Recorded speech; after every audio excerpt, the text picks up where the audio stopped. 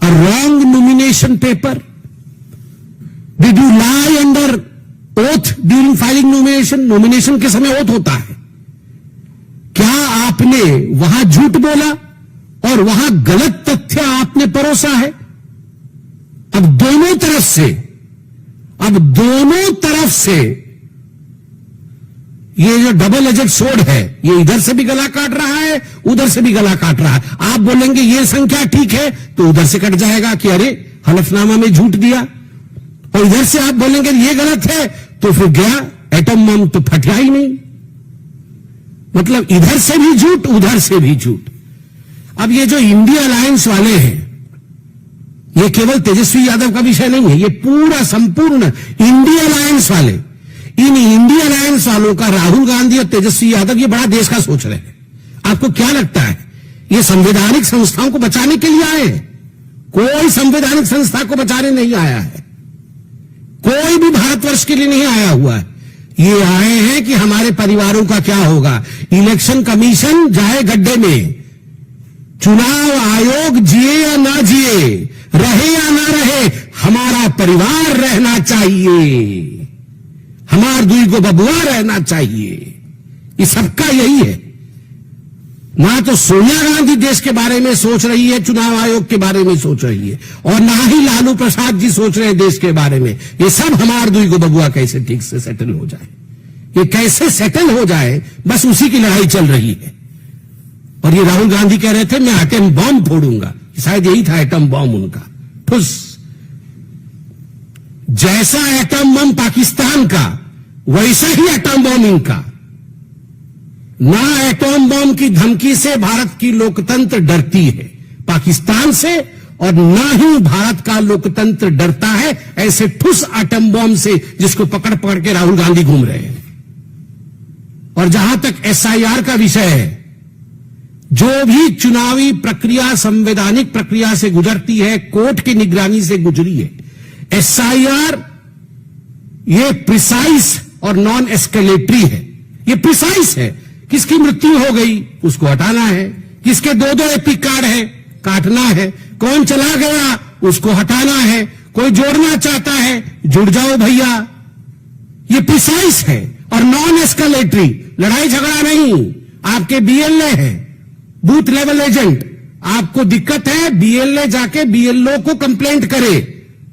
BLO को complaint करने से बीएलओ नाम जोड़ेगा ये काटेगा, आपके पास डॉक्यूमेंट होने चाहिए। तो ये नॉन एस्केलेटरी है। मगर कल जिस प्रकार से एस्केलेट करने की कोशिश की गई एटॉम बम लेकर, अगर एस्केलेट करोगे तो अपने ही घर के अंदर के एयरबेस ध्वस्त होंगे। आज एयरबेस ध्वस्त हो गया है।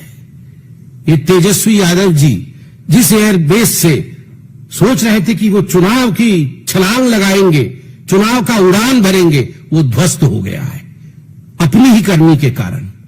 और एक बात मैं कहना चाहता हूं, मैं सवाल पूछता हूं, इतना तो टीवी में आते हैं आप लोग, इतना इतना सब कह रहे हैं टीवी पे आकर, ये आरजेडी के पास 47,560,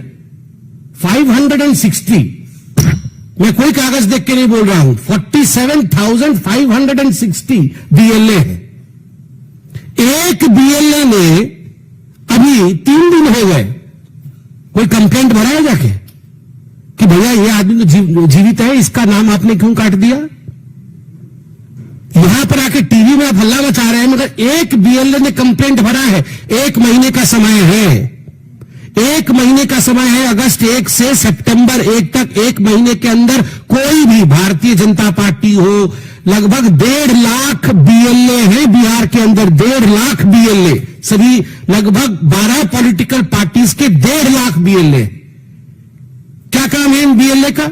इन बीएलए को कौन बनाया है? पॉलिटिकल पार्टी बनाई है, इनकी नियुक्ति पॉलिटिकल पार्टी ने किया है। क्या काम है इन बीएलए का?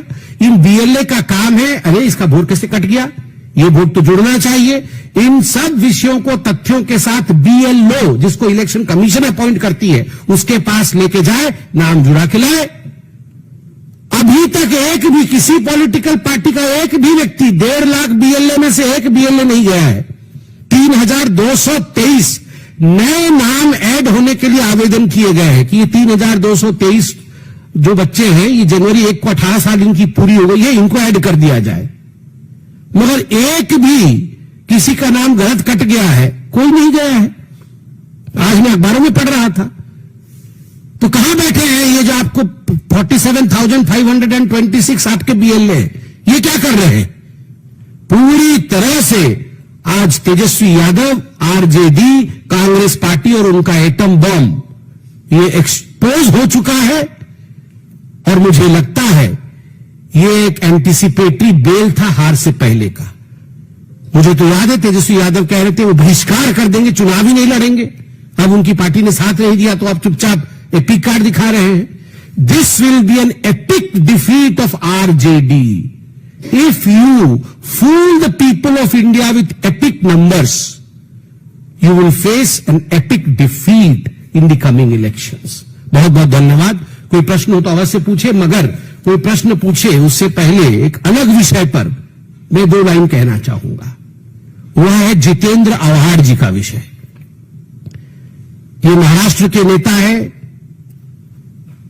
और शरद पवार जी के पार्टी के नेता है। इन्होंने आज फिर से सनातन धर्म को अपशब्द कहे।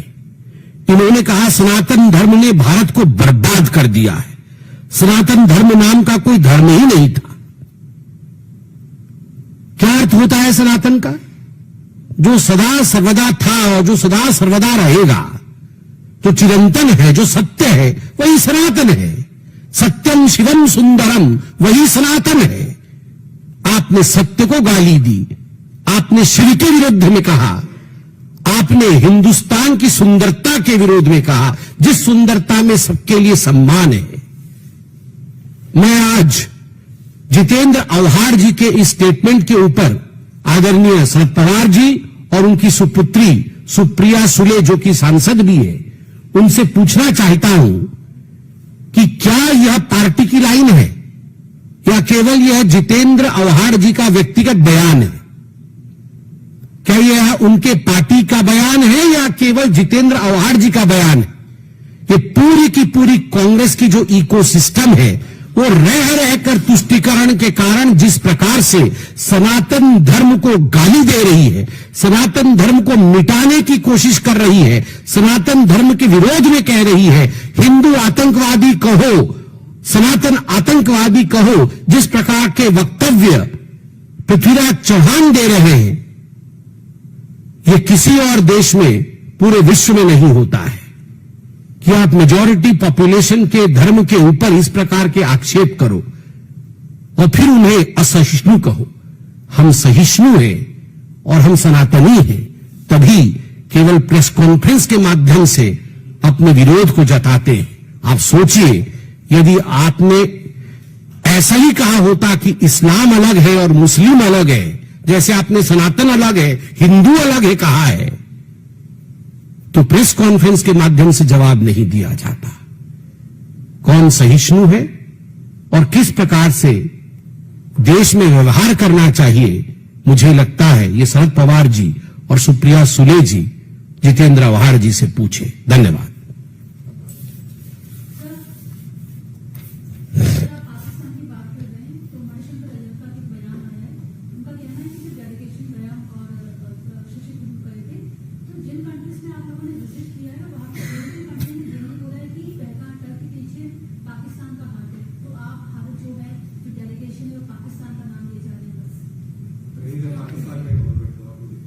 क्या बोल रहे हैं? पाकिस्तान के गवर्नमेंट ने कहा था कि हो रहा है कि दुनिया में कोई देश तो नहीं रहा है। अच्छा, तो इसमें कोई नई बात नहीं है। मणिशंकर अय्यर जी पूछ रहे हैं कि पाकिस्तान का इन्वॉल्वमेंट पहलगाम में प्रूव नहीं हो रहा है, तो आज की अखबारें पढ़ें।